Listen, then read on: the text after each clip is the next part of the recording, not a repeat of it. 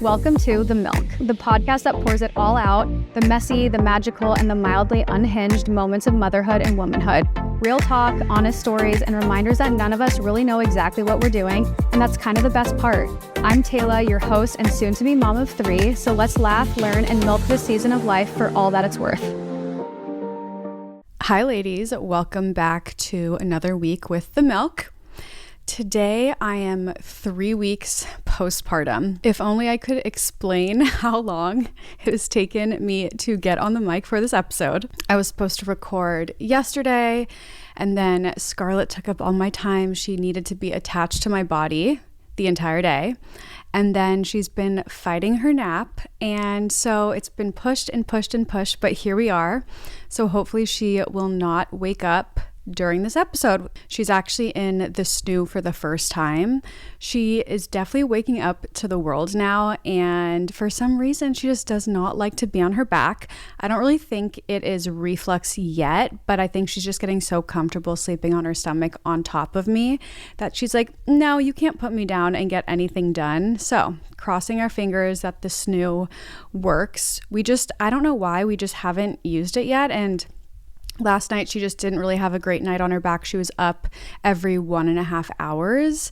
So we're going through it a little bit, but I'm so excited to be back recording. I thought I'd dedicate this episode to just talking about the last few weeks since giving birth, kind of birth questions, what postpartum has been like this time around, what having a third baby's been like, and just everything in between. A week or so ago, I did a Q&A on my Instagram, just gathering questions, so I'll get through that at the end, but I thought I'd kick us off today by just kind of talking through things that have been a little easier than anticipated, bringing baby number 3 into our family, and then maybe things that I've been struggling with a bit the last few weeks, just to keep it real and bring some transparency to the mic. I mean, I always intend to do so, but I feel like a lot of the time when you have a baby, people just immediately think of all like the joys and everything that comes to it and the amount of love that you bring into your family and whatnot. And yes, that is all so true, but I feel like there's also been some hardships or just things that maybe I didn't anticipate being as hard as they are now. But I feel like there's just a couple things that I probably didn't think about or just didn't intend to struggle with them.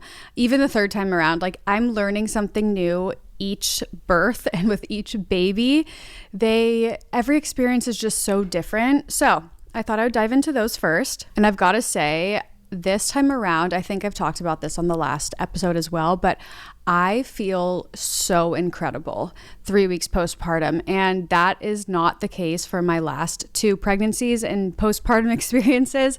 So I feel like I've almost like earned that badge of honor the third time around, and people do say third time's a charm, so maybe that's what it is too. But one thing that has just felt a lot easier than I anticipated or my previous experiences was my recovery.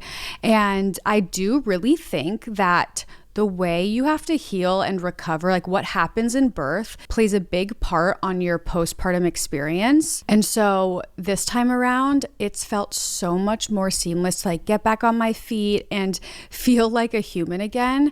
I think this all comes down to the fact that, one, I did not tear during birth, which I'm shocked about because I definitely tore with Aspen. And I feel like that definitely led to feeling very overwhelmed the first few weeks of like, how are we allowed to take care of this teeny tiny 6-pound newborn every 2 to 3 hours that needs to eat, sleep, poop, repeat, while also taking care and healing ourselves and our bodies. It just has felt so illegal to me ever since I did it for the first time myself.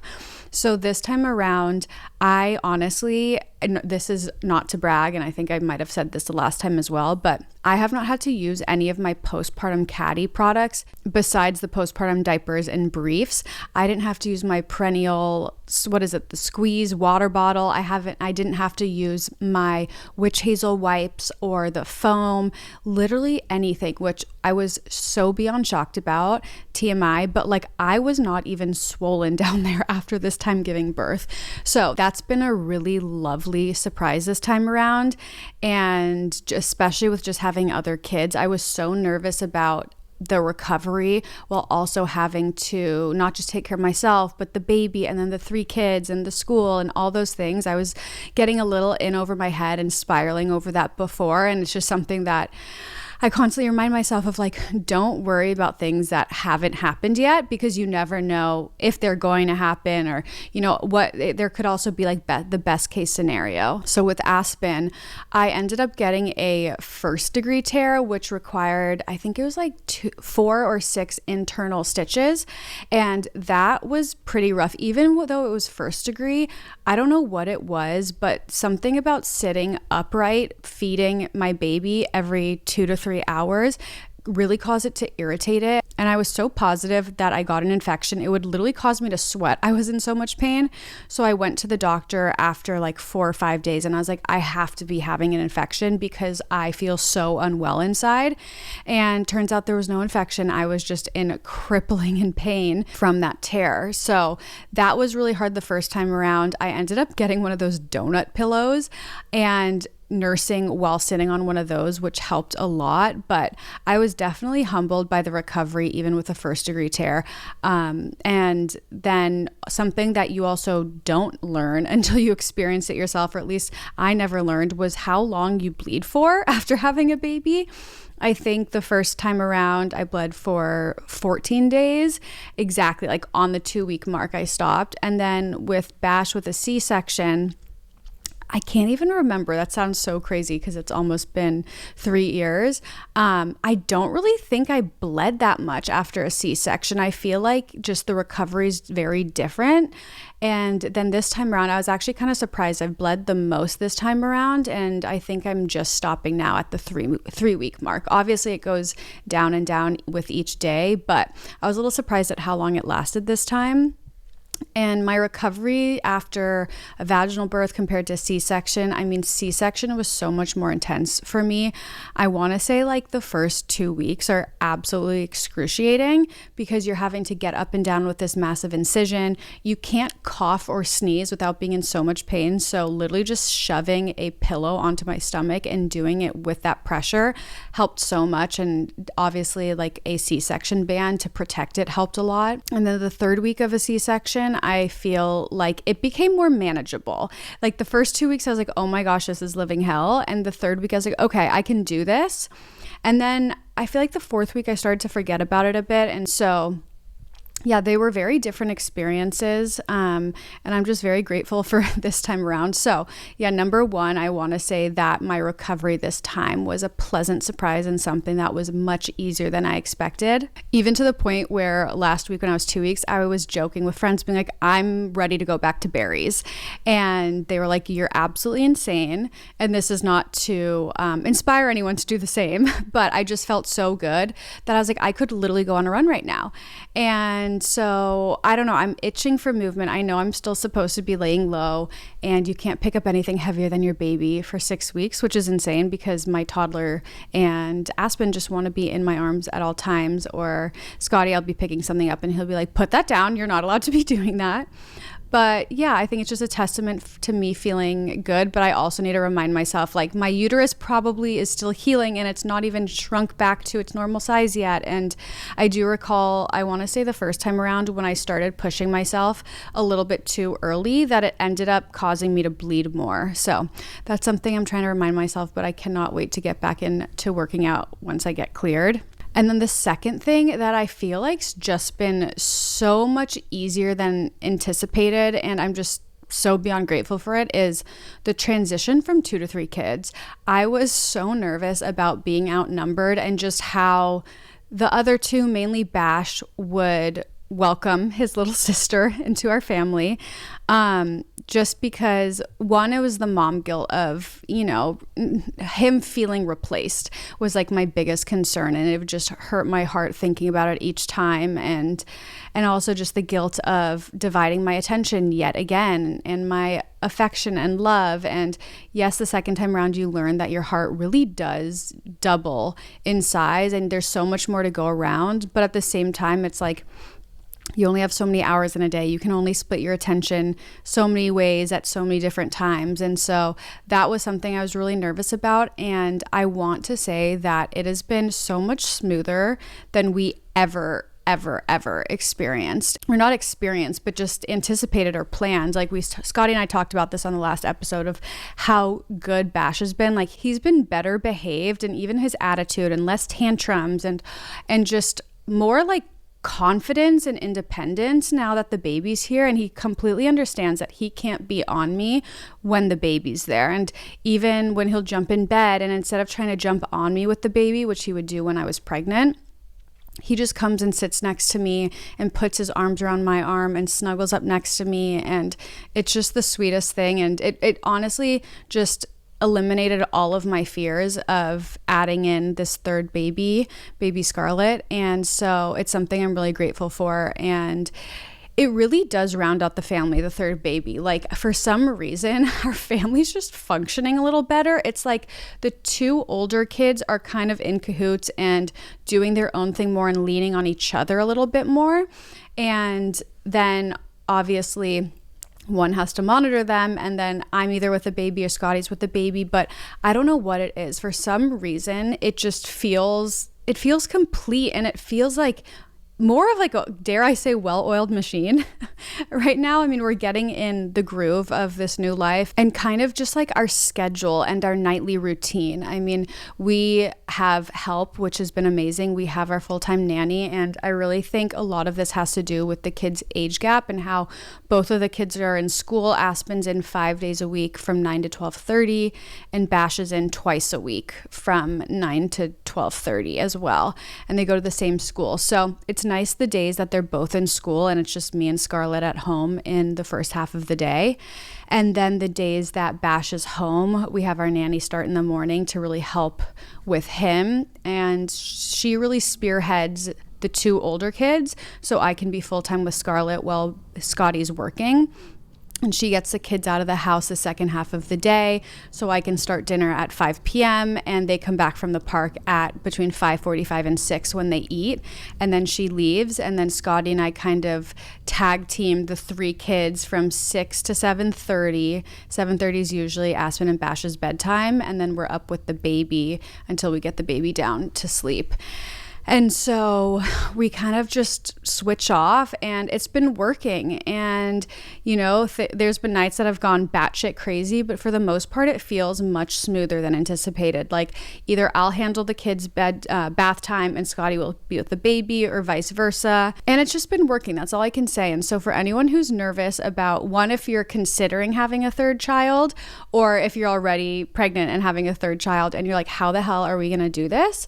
You just do it, and it works. And obviously, like, support plays a huge role in that. And I'm so grateful to have our family around when we need them, and also our full-time nanny. We are currently, I think I spoke about this before, we do have a temporary night nurse, which has been saving our butts right now with the other two and just the early morning wakings and all of that. And so I'm so grateful to have that support, and that definitely does play such a big role in it. So it's something that we really thought, like, this is the only way we can pull this off. And so we really did budget and just like strategize this from the very beginning of like, what's the best way for us to have the best postpartum experience and newborn phase. And it really came down to that. And I think a lot of my previous issues with postpartum anxiety and depression really came from a lot of being overwhelmed and sleep deprived. And I'm the type of person that if I don't sleep, my entire world is crumbling down the next day. So really trying to prioritize that as much as we can during this time has been really important. So that's something that's been easier, but because we've built in the support and the structure, which I'm, again, so grateful for. I know that's not always the case. And it hasn't been the case with the last two babies at all. And so it's nice that we've been able to kind of like level up and evolve this third time around, because I genuinely don't know how people have more than 2 kids, 3 or 4, without having that kind of support around you, especially your family, just for the emotional support. Even just coming over for dinner, they don't even have to do anything for you or for the baby. It's just like that company to distract you, get your mind off, like if you have a witching hour with your baby, something like that. Okay, now for the things that have been a little more difficult than anticipated. One, I'm just going to start with my breastfeeding journey because I've had a few people DM me being like, would love for you to share this. And I think part of it's probably because I've shared in the past that I've had issues with it. For anyone who doesn't know, with Aspen, I had a low milk supply probably from week 3 or 4 when I had our lactation consultant come over, and it just kept going down and down every time she'd kind of bump up her ounces. So we started implementing formula at a few weeks old, and I was triple feeding, which, if for anyone who doesn't know, it's you're breastfeeding, then you're following up with formula, and then you're pumping every single feed. So it was taking almost double to 3 times the amount of time and energy with every feed. And I did that for 7 months. I can't even believe I'm saying that. The thought that I did that, I was like, who was I? Like, I must have been in such a deep, dark hole. And I do think a lot of my postpartum depression stemmed from burning myself out with that, where I felt like I was a human cow 24/7. I barely could shower. I was constantly just like in a bra and sweatpants. Yeah, I promised myself I would not do that again, because the second I stopped breastfeeding, I felt so much better. Granted, I was actually pregnant the next month again, unintentionally, but for those few weeks after stopping breastfeeding, I felt really damn good. And then with Bash, I've talked about this so often, but he went straight to the NICU and he had blood sugar issues. And I guess with that, you have to be feeding from a bottle because they have to measure how much they have before they do all the various testing to pass them. And so from the beginning, we had to implement bottles, and I couldn't breastfeed. And then he had a really bad tongue tie. So by day 9 or 10 is when I started to try to breastfeed again. What was the first opportunity I really had. And we got like a few feedings in, and then it just wasn't working. And so I was like, you know what? I'm just going to exclusively pump. And that ended up feeling like a worse, not decision. It was a better decision just because he wasn't latching, but you lose the bonding element. And I think that was why I wanted to hold on to breastfeeding for so long, was like, I want that bonding sweet time with my baby. So when I was exclusively pumping for 6 weeks, I was literally just a cow, and I was doing it for him and to store milk in 2-ounce intervals, because apparently if a baby gets 2 ounces of breast milk a day, that meets that's like the minimum for getting the mom's antibodies. So I was like, great, I'm going to be storing 2 ounces at a time and freezing it to get him through 6 season, through like the winter. And then at 6 weeks old, we found out that Bash had an entire cow's milk protein allergy. So all of the milk that I had stored was a complete waste as a form of food. I could obviously put it in his bath and maybe save it for when he was like 8 months or a year to test again. But at that point, I was like, you know what? This is my sign that I need to give it up, because I've worked so hard over the last month and a half, and now we can't use this. And for my own mental well-being, and I called it quits. That was like the last straw where I was like, no, like this is a sign. And I felt really good about it after. And again, I always lead with like, as long as they're fed and they're happily fed, like if they're doing good on it, like you should feel good about it. So those are my experiences with the last 2. This time around, I think it was our second night home, or maybe our first night home. Oh my gosh. We thought she was just having a crazy witching hour and screaming nonstop, because I was feeding her for 45 minutes, an hour long. And this was like every couple hours, and she was screaming before bed, and Scotty and I were triggered by like Aspen's colic. We're like, oh no, we have another one like this. And then all of a sudden I just gave her some stored colostrum, and she sucked the entire thing down. She went through all of my colostrum in night 1. And I thought that was going to be for like emergencies, like months down the road. And so I clearly wasn't producing enough colostrum. My milk hadn't come in time, and we were desperate. So we went on to giving her some formula. I think it was the next day when I didn't have any more colostrum stored, and my milk hadn't come in yet. It came in, I feel like it came in like a little late. And so from the beginning, we started formula with Scarlett, and I found I hadn't seen this brand around before. I feel like it was pretty new. Then with Bash, we tried Hip, and then because of his cow's milk protein allergy, we had to go to an amino acid after going to a specialist. I think we were on Nutramigen, and then we moved to Childcare was the one with Bash. And so this time around, I came across Nara Organics. And from my research, it's one of the cleanest, newer brands of formula out there. And Scarlett absolutely loved it.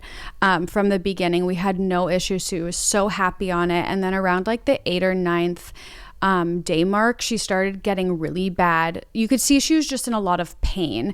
And she definitely projectile vomited. It was twice over 2 days, like full emptying of the stomach. And we just thought she was overfed.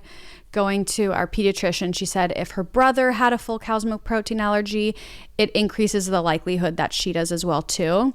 And I was also pumping every feed as well. So I ended up trying to go dairy-free and then pumped out the dairy and just stored it. And then we've switched her to a Nutramigen. And so far, the hydrolyzed formula has been really good for her. And I've been pumping nonstop. I also incorporated breastfeeding again. And on day 3-ish, to like rewind a little, sorry, like this is all in my brain. But on day 3-ish, she started to not latch and I was freaking out and really sad about it. So we were leaning more on formula and I was just pumping. But now I want to say at the beginning or at the end of week 2, she started latching again. And now she wants to breastfeed every single feed in the day. And so we're doing that. I'm following up with a bottle and I'm not triple feeding, but we're breastfeeding when we can. And, I'm not really counting what she gets from my boob. I'm just making sure to count everything she gets from the bottle, and anything from my boob is just like an additional. So she's taking about 3 ounces of feed every like 3-ish hours. She's starting to sleep really well. She can go 3 to 3.5 hours long, which is great. So that's kind of where we're at. Like I'm pumping when I can, usually 2 to 3 times a day, morning, midday, late night before bed. And then I'm just breastfeeding whenever I can here and whenever she's wanting the boob. Like if she doesn't want the bottle, I'll stick her on the boob. And most of the time she's like, great, I wanted this. That's why I was whining. And if she's over the boob, but still looks like she's hungry, I'll give her a bottle. So I've just eliminated all the pressure this time around. And I know our breastfeeding journey is not going to last too long, or maybe it will, who knows? I'm just trying to have zero expectations this time around and also like manage expectations with the other two. Like I have no idea how 3rd-time moms exclusively breastfeed. And if you're one of them, like, are you exclusively breastfeeding? How do you do it? How do you do it with your morning routines with your other kids, getting them up, changing diapers, getting them ready for school, making breakfast, making lunch? Like something I've been really struggling with is like, how am I supposed to breastfeed my baby while also attending to my other kids? And then if I'm due for a pump, but I'm busy getting the kids ready for school, my boobs are bursting and they're burning. And I just don't understand like the logistics of it. I'm really struggling with that. So I wanted to be honest, being like, I don't know where I'm at with this, but this is what I'm doing. And it's very, I want to say casual with my boobs. And so that's the only best way to describe it, I guess. Also, something that kind of goes hand in hand with this that I've been struggling with is experiencing, I don't know how to say this, but I call it D-MER, but it's D-MER, which is dysphoric milk ejection reflex. Yeah, I think that's what you say. I'm going to pull up a definition to describe it to you. So it's a hormonal involuntary drop in dopamine causing temporary anxiety, dread, and irritability. It usually stops within minutes. So this is something that I get every time I start to breastfeed or pump. And it's like this dark cloud and just wave of sadness and anxiety that comes over my entire body when immediately once I start pumping milk, whether I'm breastfeeding or pumping. And it's to the point where like I want to jump out of my skin. Like it feels so sickening in my body.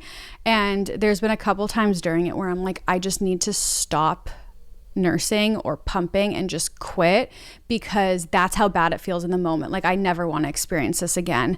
And that's something I had no idea what it was until I I think I discovered it after months and months of nursing with Aspen. It was just something I was like, why am I not enjoying breastfeeding as much? Like, why am I feeling sad during it? Like, I feel like it should be a time that you cherish and you love and should almost like calm you and soothe you as it is for the baby. And then I think I was like Googling, this is before chat and in 2022, and I didn't realize it was a thing, but it was. So D-MER is what I'll call it. You guys might know better than I do, but it's been something that I have been struggling with around breastfeeding and pumping, and just like my time and timeline of how long I'll be doing this with, because it is an icky feeling. And for anyone who has no idea about it and you're like, wait a minute, like I've been feeling this way too. That's what it is. It's not just like in your head.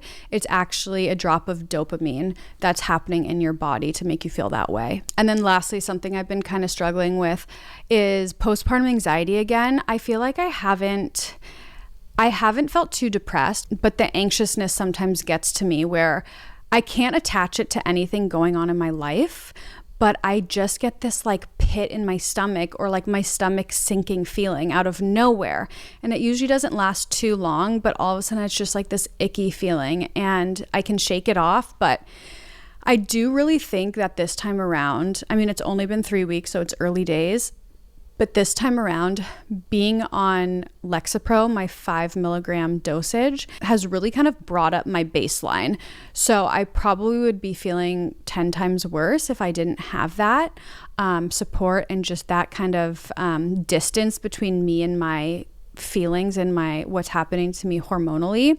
So I am so glad that I decided to stay on that in pregnancy and then now postpartum. And who knows, I'll probably go back to my doctor and evaluate my dosage and see how I'm feeling. And I'm just trying to pay really close attention and see if I need to bump up to 10 milligrams. Again, I'm on like such a low dose, but I do think it's been really beneficial this time around so far. So that's kind of how these first 3 weeks have been. That was like such a rant. I don't think I was anticipating it to be that long, but once I started going, I just kept going. And so yeah, we'll see. Okay, so I want to get into the birth and postpartum Q&A answers because I got so many great questions from you guys, and I do think it'll be super helpful for anyone, especially considering a VBAC. That's where most of the questions came from. How did you prep for having a VBAC, and what do you think made it most successful?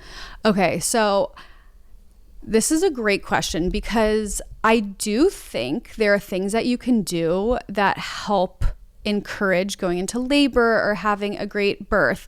But I also do think that some of it is just completely out of your control, especially when the baby comes. Like, you can do all the things in the world, but at the same time, the baby is going to come when the baby is ready and your body is ready. So there were things that I did.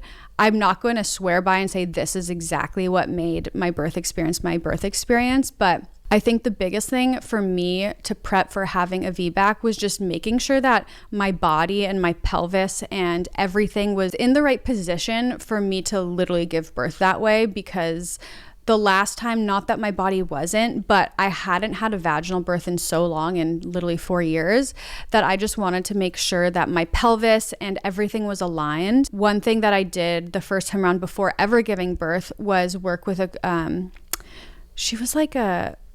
her name's Dr. Danny. She was a chiropractor, but also like a craniologist and intuitive. And she was the one who told me that my pelvis was kind of tilted. So if I would have given birth in that way, the head might have gotten stuck. So really making sure that my pelvis was aligned was something the first time around that I feel like made such a difference. So kind of doing the same thing this time around. I did a lot of stretching. If anyone knows the mile circuit, I talked about this before, but I do think that helped a lot with opening up the hips and the pelvis and just making sure that your body is like loosening up for a good labor.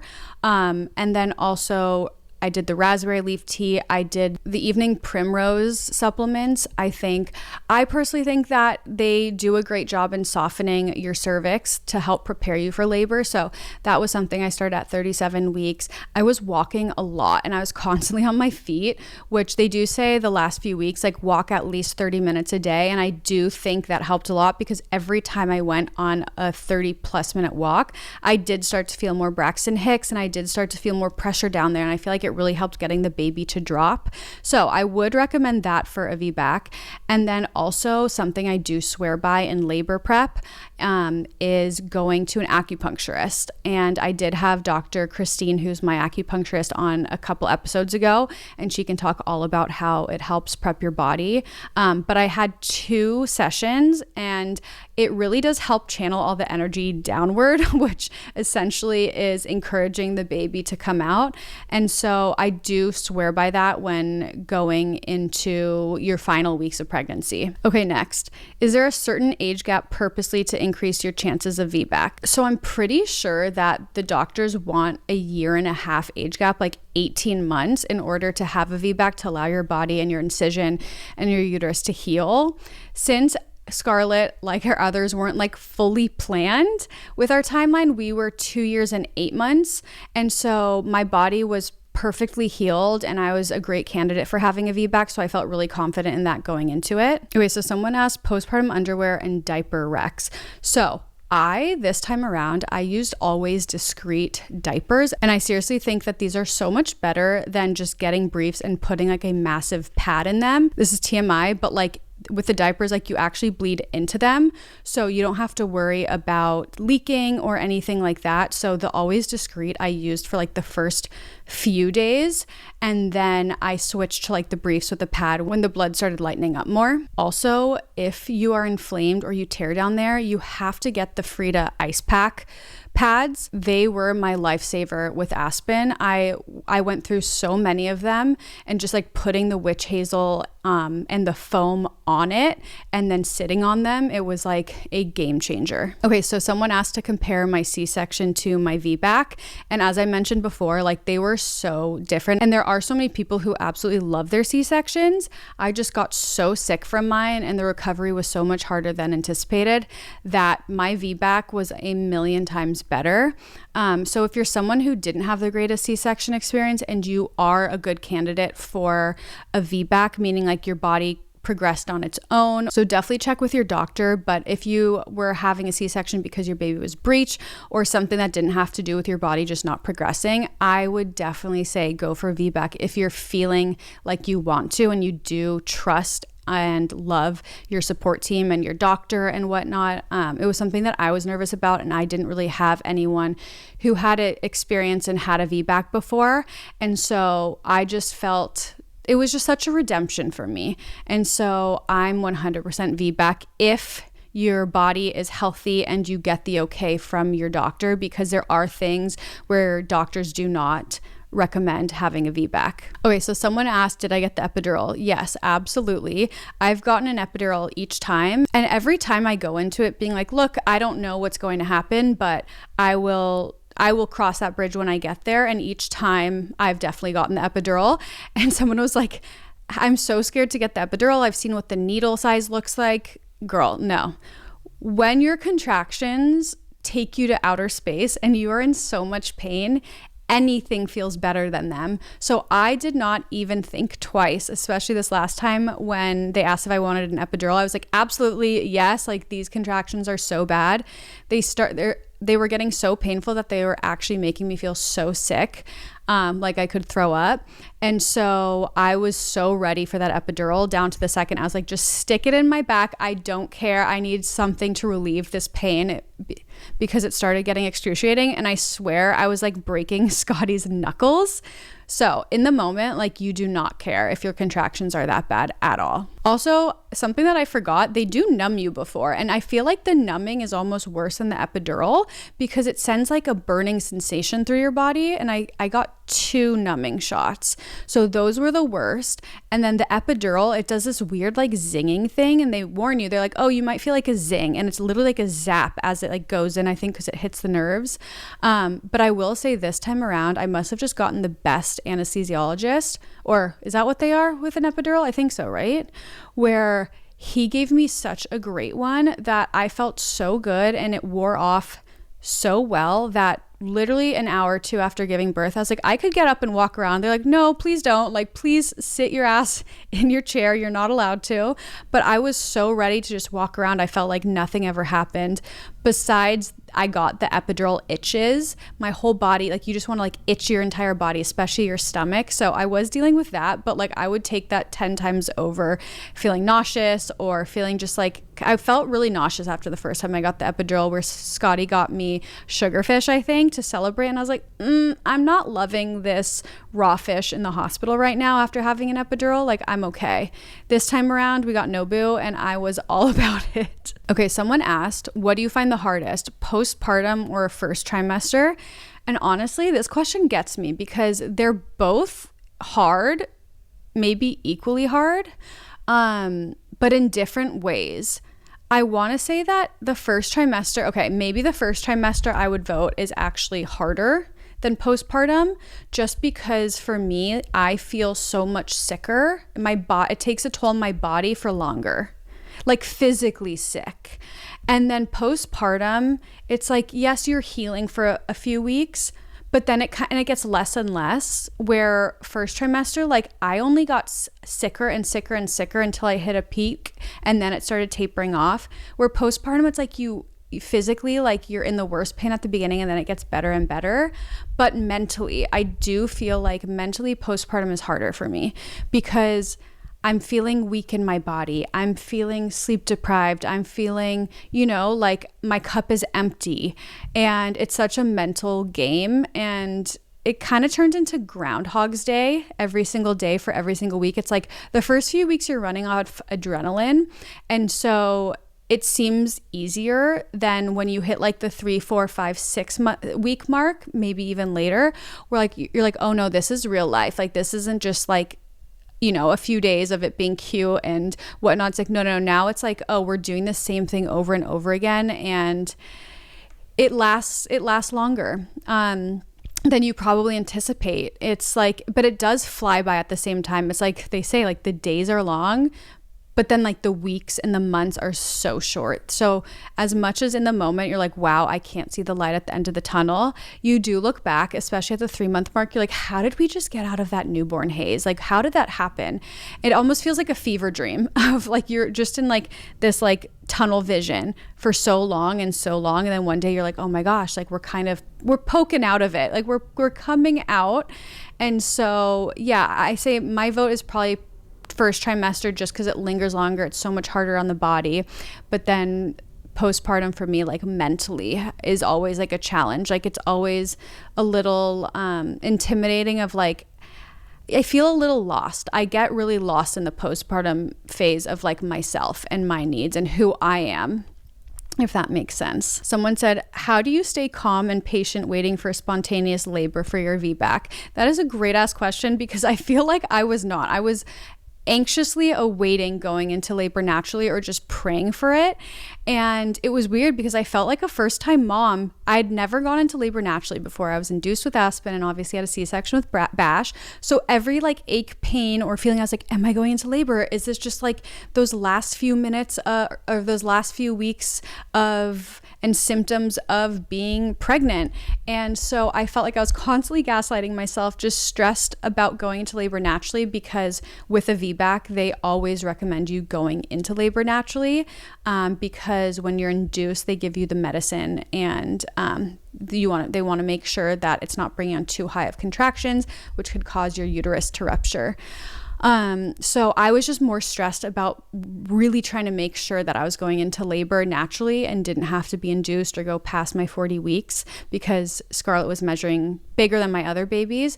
But to keep myself distracted and calm, I feel like to keep myself calm, I just kept myself distracted, if that makes sense.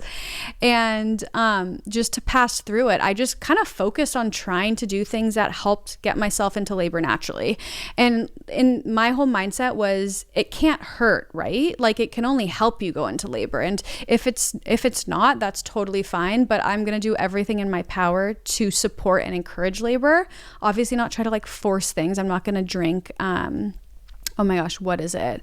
You drink, my postpartum brain, you guys, is so bad right now. But you drink that stuff. Sorry, guys. You can look it up. But I was like curb walking. I was getting outside, just like walking so much and even chasing my kids. I was also going to Barry's up until 37 weeks pregnant, I want to say. Not a lot, maybe like once a week. But I was on the treadmill and I'd be running for like 3-4 minutes at a time. And I was like, maybe this is just getting the baby's head to go down, down, down. And like, I definitely was peeing myself while running a little bit. I definitely was feeling pressure and I was not overdoing it. I would just run for a little and then walk. But I definitely stayed active. And I do think that that did help, but it just definitely took my mind off of it. And also just like being at peace, like the baby knows when to come. And if the baby's not coming, it's probably for good reason. They need to cook a little longer in there. And so just remembering that you have so much in your power and control, and the rest is just up to your baby and life. And so just reminding yourself that every night before you go to bed. Did you do membrane sweep or perineal massages? Okay, so I never did a perineal massage. I haven't ever. And also, I mean, they can help, but I guess there's little research on how much they help and if they do prevent tearing, because people can still tear after getting them. I didn't tear and I never had them before. So I really do think it's one of those things of like, okay, it can't hurt you. You can do it if you want to do it, but do I think you have to do it? No. And then a membrane sweep, I was actually going to get a membrane sweep. My plan with my doctor was to get one at 39 weeks. And so my goal was if I was still pregnant by 39 weeks, like a few days after 39 weeks, I would get a membrane sweep in hopes of going into labor 24 to 48 hours later before I hit the 40-week mark and would be induced for a VBAC. So luckily I didn't need a membrane sweep. I was kind of excited to get one and experience it. That sounds so weird because apparently they're kind of painful or uncomfortable, but I was fully head in the game ready for a membrane sweep to help induce labor. But I made it to 38 weeks and 3 days. And and then that's when I gave birth. But I did do a cervical check at 37 weeks, 37 and a half. And they said I was 3.5 centimeters dilated and 70% effaced. And after that, I did experience cramping and I did experience a little bleeding. And I thought I was going into labor from just the cervical exam. But it turns out I wasn't. I gave birth 6 days later. But I do think it did something. So if you are up for it, like, do ask for a cervical exam around that mark as well. Okay, so the last question that I will get to, I have a little bone to pick with some people who've been attacking me on social media. I feel very uncomfortable answering this question just because I didn't get the best response on social media, not from anyone who follows me, but from trolls. I think I got into the wrong side of the algorithm where like all of these really old mean people started attacking me over my name suggestions. So someone asked for baby girl name recommendations. So for anyone listening, I did a part 1 and a part 2 of my baby girl name recommendations on Instagram.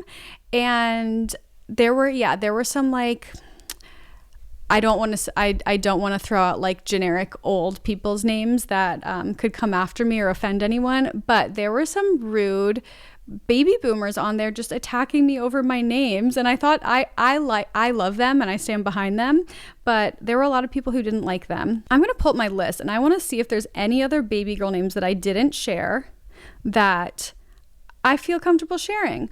Oh, one of them, I love the name Collins for a girl. I think Collins is so pretty. It was one that I didn't include in my Instagram reels. So I will throw that one out there. Okay, I actually do have a couple more names that I never included. I'm just realizing this now. So another name that I loved was Merritt, Merritt. Spell it however you want, but I love the name Merritt. And I loved the name Haven for a girl. I think that is so pretty. I'll also go through some of the names that I had in the Instagram reels. I also have them on TikTok too, if you want to see them there, or you can save them there for future baby names for if you're getting pregnant anytime soon.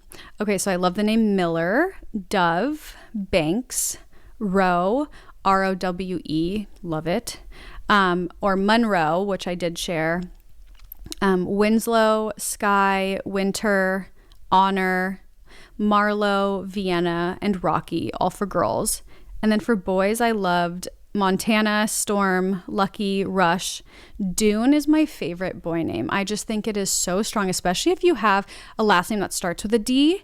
Oh my gosh. Also for a boy, I love the name Arlo, and then last one, Oak. Anyways, I got a lot of hate for especially the boy names. People started coming after me being like, nouns and verbs are not names, or places aren't names. And I'm like, okay, I'm not telling you have to name your babies this. I'm not trying to offend you, but these are things that I like.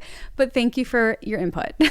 Anyways, I feel like that's it for this week. I hope I answered a lot of your questions. Also, let me know if there's any guests or anything you want me to cover in the next month or two's episodes. We do have some great guests. This podcast is as much yours as it is mine. So I want us to brainstorm together in any way that I can serve you with guest topics, anything, or even things that I'll personally be experiencing in my first year of raising Scarlett. Let me know, and I'm more than happy to share. Thank you guys so much again for listening. If you made it this far, you're a real one.